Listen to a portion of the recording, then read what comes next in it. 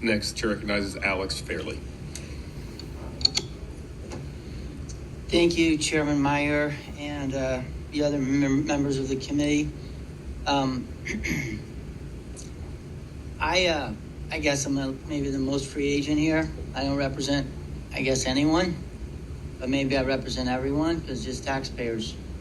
So I'm just, I live in Amarillo. I'm a citizen there. I'm a businessman. I would echo, although I'm not an expert at these things, so maybe my compliment isn't that strong, but just the compliments that have been made about the work that policymakers and lawmakers, the progress they made with SB2, and trying to create accountability and fairness and transparency. All this is a little new to me. I'll explain in just a minute.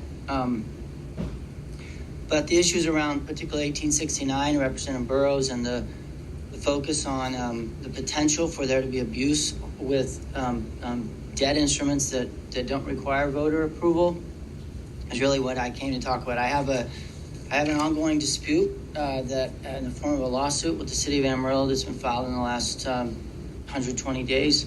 And it's gotten some attention around the state. I think that's why I got invited. So I'm going to just talk about that. Before, though, I say that, I just want to say I've never been in the Capitol. I'm 58. I'm a little blown away by this. All this stuff, I don't know who could keep up with all this stuff. And so I as just a regular guy, taxpayer, I don't know what you guys do that pays the bills, because I don't think it's this job. So just the thought of the time you take, and I'm sure this is just one day of a lot, and I as a regular guy taxpayer, I just want to thank you for what you do. I don't know that I probably still don't really understand, but I appreciate it much more today than I did before I came in. In 2020 in Amarillo, the city council wanted to do a project that included building a lot of renovations for our civic center and building a new arena. And so they put forth a bond election. It was for $275 million. It was, kind of all the discussion up there in our, little neck of the woods. It failed by a decent margin, about 60-40, 61-39. But they're really, intent on, getting this project done. I probably would generally be a fan of a project like that in general, just for the record. And so they were really determined to move forward, and they got together really soon after November, I think by January 2021, and they went out and looked for a private option, a P3, public-private partnership. That took a year, came back really empty. There were no takers in the private world to lend money to build a facility like this. And so they were a little bit stuck. They couldn't go back to voters. They didn't think they could. It had been voted down, pretty strongly. And they also didn't want to wait 3 years to try to do a certificate of obligation. As you know, in 2016, House Bill 1378 put that limitation in that if a project's been voted down, for GOs, it can't come back for 3 years. And the resolve to go ahead on May 24 this year, 4 or 5 months ago, they passed Ordinance 7985, which set out their intent to go and issue $260 million in anticipation notes to build a new civic center. I had never heard of anticipation notes before, April in my life, and I'm a taxpayer and a citizen, and it just seemed like really, can you?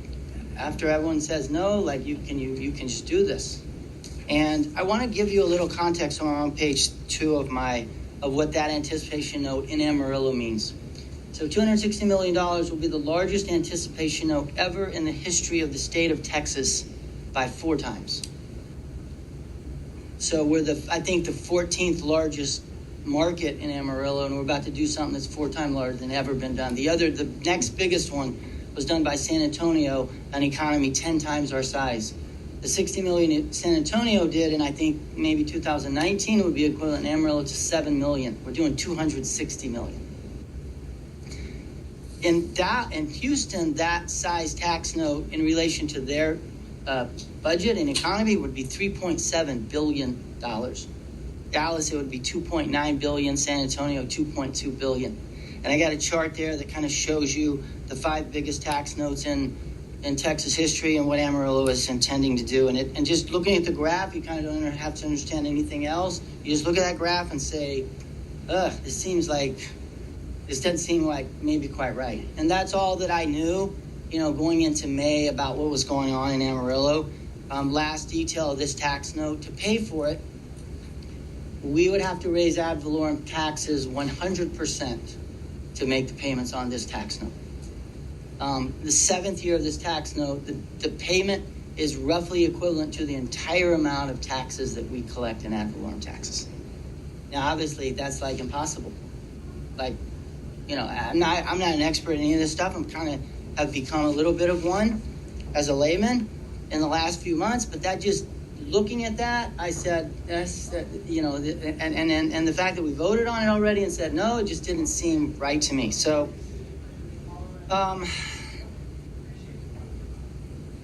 what happened in Amarillo was I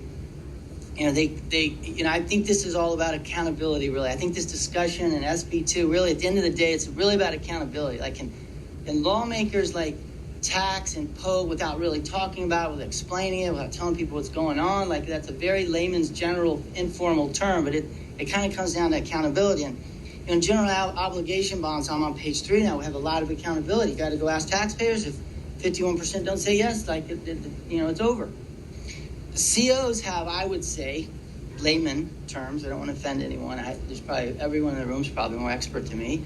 I would say medium accountability, and you guys put some accountability, not just you all, but all of you all who do these things, put some accountability into COs in 2019 by requiring cities, and I guess other people could do COs, counties who want to do them, to give notice, and then there's a petition right. So voters have the time and the ability to go and say, wait, there's 5% of us here who don't like this. You got to ask us. It seemed like a good level of accountability. Anticipation notes, tax notes, some people say, Government Code 1431 has very, very low accountability. You don't have to ask taxpayers, just like COs, and there's no way for a taxpayer to come and say, we'd like to talk about this and have a petition.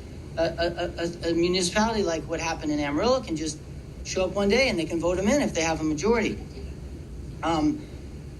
There's 2 pieces of a little bit of accountability. One is that the amount of time that you can borrow the money in an anticipation note is shorter. And there's different terms for different size cities. In Amarillo, it's 7 years. So they're planning to borrow this $260 million. It's got to be paid back in 7 years. And that, the best I can tell, is kind of when I went out to look at how many cities had done tax notes and how big they were, I was shocked the biggest was 60. Like, we did 260. I thought there's going to be a 1 billion 60 out there. When I saw it was so little, I think it's artificially been kept down, partly because the terms are short. Like, if you can only borrow money for 7 years, those are going to be high payments, and you've got to graph that into your budget. I'm just a business guy, so I don't know how cities do everything, but I think that's kept. And then there's another place in the anticipation note that's a little bit of accountability was intended to be, and what it says is that if you pass a tax note, in the ordinance that you pass it in, you have to impose the tax. It says you must impose the tax in the ordinance. And so in a single vote on May 24th, with no public hearing and no second reading, so even time for the media maybe to say, hey, what are you guys doing? In 2 weeks you'll finalize it? Nothing. One vote, no hearing, no second reading. The city of Amarillo more than doubled Amarillo's ad valorem tax-supported debt. Like, it took us a long time to get up to $222 million in debt in Amarillo, and in one day we went to $468. What they didn't explain to us in that meeting that day on May 24th is it never intended to follow through with the anticipation note. Before, they made a deal with Frost Bank in Dallas that there would be no payment due until 2024. And so what they plan to do, and this is now public because we've deposed people and we've collected discovery and we're ready for trial. They plan to, before any payment is due on the anticipation, because they can't pay it back. Like it's not getting paid back. It's too much money. You don't have that much money. They're going to refinance the note with a refunding bond, which also doesn't require any taxpayer approval. And what they're going to end up with is that GO bond for 30 years that they wanted, that we said no to. They're going to end up with a 30-year note to build their civic center anyway. And they did it on one day with a majority of city council people. And there's nothing we can do about it. What I think is happening and why I came today, I filed a lawsuit against the city. I feel good about it. We're going to fight this out in the first week in October in a district court in Amarillo. I think they made some overreaches. We think they made some technical mistakes. And we honestly think they were dishonest or misleading about some things that they did that day. So we'll see how that goes. But here's what I know, no matter if I win the lawsuit, is they have outlined a roadmap for the rest of the state of Texas, what I would call an end around. Borrow the money through an anticipation note. Just got to find a bank that'll lend you that much. You know how they decided on 260 in Amarillo? They went to Frost Bank and said, what's the most? They wanted 580. He said, what's the most money you'll lend us? Frost Bank said 260. They said, we'll take 260. Borrow the money, take the money through an anticipation note. Then before you ever have to pay a dime, go refinance it with a longer-term refunding bond, and then that thing's got to be paid back with ad valorem taxes. They didn't raise taxes that day. They don't have to. When they refinance with a refunding bond, the next city council will have to raise taxes because we've made a commitment to pay $260 million back that nobody asked. Actually, they did ask taxpayers about, but they didn't ask taxpayers if they could do that. If they could do that, that anticipation of that day. And I am really, really proud of my city. But I've gotten so many calls from around the state, and I think cities all over the state are watching what goes on up there, and and there's some city councils that are saying, "Oh boy, like we could raise $1 billion. Amarillo could do it again next week if they wanted to. Any city could show up next Tuesday in their next meeting and raise $1 billion, $500 million, any amount." And in an anticipation note where they don't got to ask anybody, there's nothing anyone can do about it, and then refinance it with a refunding bond. And I, as a Texan, it just doesn't seem like it ought to be that way. And so we'll see what happens. And I know people are watching, but I just wanted to come and say today that I think what's happening in Amarillo is egregious. One Texas lawmaker, representative, who I won't name, said to me, this is the most egregious abuse of Texas financing law that I've ever seen in my very long career. And I just am coming to raise my hand as a taxpayer to say that I have a couple of thoughts about, one of the things that we're going to litigate is that issue of do you have to impose the tax? As a taxpayer, what I think that meant, and my attorneys, and we have a team of attorneys that are on this, like not many people can do anything about this. You have to have a lot of money to fight things like this. I'm $350,000 into this fight right now. It'll be $500 when I get done in a month. And I feel a responsibility to do that for all the people who can't. But my attorneys have made the argument that the ordinance says you got to impose the tax. And we think impose a tax means the spirit of it was you got to tell people what you're doing. Like it says impose the tax in the ordinance. So like tell them it's going up by this much. What they did in Amarillo is they said, we'll just tax people as we need to pay this off.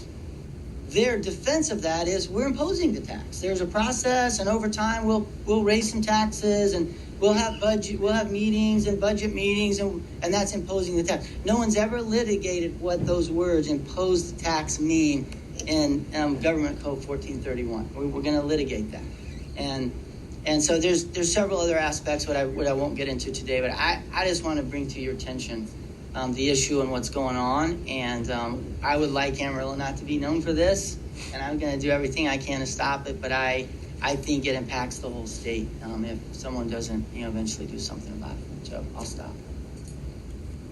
Very good. Thank you, Mr. Fairley. Chair recognizes Chair Murphy.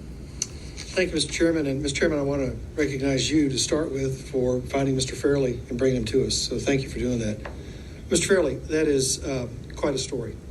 And I actually recall hearing about this last May from one of my colleagues, and sort of a would you believe, and we didn't have all the details, and I sort of thought, no, that's preposterous. I'm sure that's not what occurred. It's that and more. So this may be your first visit to the Capitol. Thank you for paying for it. We appreciate it. We're glad you're here. You're adding value to our process by telling us this story, because if it weren't for people like you telling us things like this, we'd be operating with a partial set of facts, right? So it's hard to make good decisions if you don't have good information. So I want to acknowledge you for that.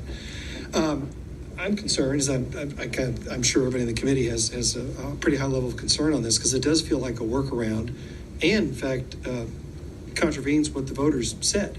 So that's doubly concerning, right? But I'm curious, when you adopt a tax note, you say you'll exercise for the full faith and credit, whatever it takes we'll levy, but that could simply be a crowd out of the existing ad valorem taxes. In other words, you could say we aren't going to spend a penny for fire, for police, for library, for parks. We're just going to dedicate all of our money to this tax and not have to have a tax increase. Now, you can make that argument. I think it's pretty ridiculous, but you could. So I think there may be something you'll deal with there, and probably have heard that conversation already. But have you heard, and this is the question I want to ask you, two questions. Have you heard of what revenue source or income stream they intend to use to pay down? Even if you move it to 30 years, it's still a big nut. I mean, what are they going to do? Yeah, they've been forthright about that. They intend to use ad valorem taxes. I mean, they're going to have to raise property taxes. Now, I think they're going to come down here in May and ask you, not you all, but the state to give us two more cents in hotel occupancy tax to help a little bit, because we've brought a lot of pressure to it. Like, I've come and said, hey, this is a 100% tax increase, people. If they divide the money out over 30 years, like if they get a refunding bond done, it'll still be about a 35% tax increase, but it's going to be largely carried on ad valorem taxes. Yeah, I don't know how they can make that work with the cap, and that'll be... So I won't get into that, but there's as tricky a story about that issue as this is. They're going to put it all on the INS side of their budget. And what they did to do that is 3 weeks before May 24th meeting, they went to a tiers board in Amarillo, and they said, hey, we need to alter the boundaries of the tiers. And they drew a line around this area of this project because the rules of debt on the INS side, being in a tier zone, lets them do it. Right. So the person on the tiers board said, and this will all be part of the suit, said, what's happening here? And they said, we're just here to just kind of do a little bit of cleanup and, just make sure, didn't tell them we're about to impose $260 million of debt on Amarillo. We're going to build a civic center in there. And the only reason we can get it done on the INS side, so they don't have to deal with that 3.5 limit, is to put it over there. And, we're going to take issue with that, because that wasn't an honest meeting that day. So maybe like if everyone was honest, like maybe we just wouldn't have this problem. But there's a lot of problems. And one final question, if I may, Mr. Chairman, thank you, is do you have an ask for us? I mean, I know you're raising your hand, you're pointing to this problem. Do you have a suggestion, Mr. Fairley, of what we ought to do? I mean, this is sort of a whack-a-mole program, right? Yeah, so being honest, I'm a little intimidated by that question, because like what do I really, Well, you know? knew it was coming. I mean, I'll tell you, like, I think we have to do in 1431. You gave a lot of attention to COs in 2019, right? Because of similar stories from other citizens, right? Yes, sir. But you just didn't address 1431 and tax notes. And I've talked to someone who was very involved in that process, a legislator, and they said, we never in our wildest dreams thought anyone would do anything like this. So we didn't think, to do anything about it. But I think one is, you're going to have to, like, if you read 1431, I feel like it's good. Like, it seems to me like good law. Like it's kind of like, here, city, this is a credit card as opposed to a mortgage that GO bonds would be. And then the spirit of 1431 is, you got a problem, you don't have time to mess and fight with people who, Sure. Don't think we ought to have a new fire, station or whatever. It seems like good sense to me, but there's a way to squeeze a civic center in there. Yeah. And so I think the usage ought to be addressed. I think it could be improved. I think it would be nice to add a notice of petition to anticipation notes like you had in COs. Like, I'm not as sure about that, but like, I feel like when something gets out of kilter, maybe someone ought to be able to raise their hand. And then I think that issue of that issue about imposing the tax, I just think it needs some detail. I think the person who wrote that intended for it to deliver some accountability, and I just think that needs to, be beefed up a little bit. But those are very general, and I offer them with utter carefulness and respect for people like you who really know how to do things like this, because I don't. Thank you, Mr. Fairley. No, the idea of TANs is that's a bridge loan to get you to the day when all your revenues start coming in, and right. Maybe it's that month 11.5 and you're just not quite there. Yes, sir. But you're going to pay it back probably in month 1, 2, or 3 of the following year. So this is a horse of a different color. So thank you, Mr. Chairman, committee members. I'll follow up on Representative Shine. Thank you, Mr. Chairman. I want to follow up on your questions there, Jim. A tax anticipation note is exactly what it is an anticipation of revenue that's coming in. Okay. And it's my understanding, and this may be an underwriter violation, okay, that when you issue a TAN, and most municipalities are allowed to issue TANs because their revenues don't come in on a steady basis, it's purely a cash flow. It's a cash flow instrument. I have never heard of any entity in the municipal bond arena that has issued TANs for the purpose of coming around and financing them with some other form of indebtedness. That's, number one, not the intent. And I would think that would be a violation, in my opinion, of the covenant with the underwriter. Okay? So without saying there must have been some collusion in this, but that's just, and plus the discount, just for your knowledge, TANs are always issued at a discount to the par value amount, and that difference in the discount to what it's redeemed at is the interest that is actually due to whoever issued the debt. Okay?